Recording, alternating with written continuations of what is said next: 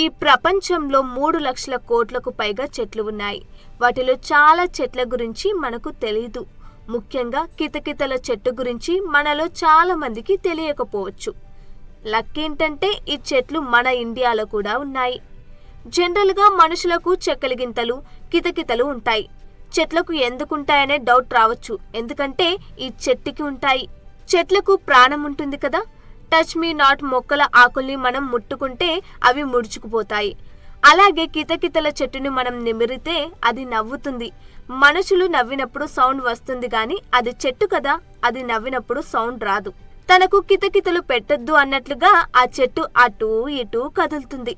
దాని ఆకులు, కొమ్మలు చిన్నగా కదులుతాయి. అదే దాని ప్రత్యేకత. ఈ చెట్లు ప్రధానంగా ఉత్తరప్రదేశ్లోని కలాడుంగి అటవీ ప్రాంతంలో కనిపిస్తాయి. వాటిని స్థానికులు గుద్గుది చెట్లు అంటారు. అంటే కితకితల చెట్లు అనే అర్థం. గాలి వచ్చినప్పుడు చెట్లు ఊగుతాయి. గాలి రాకపోతే మాత్రం అవి ఊగలేవు. వాటంతటా అవి ఊగవు. అలాంటి సమయం చూసి ఈ చెట్టు కాండాన్ని నిమరాలి. అప్పుడు గాలి లేకపోయినా ఈ చెట్టు చిన్నగా కదలడాన్ని మనం చూడొచ్చు.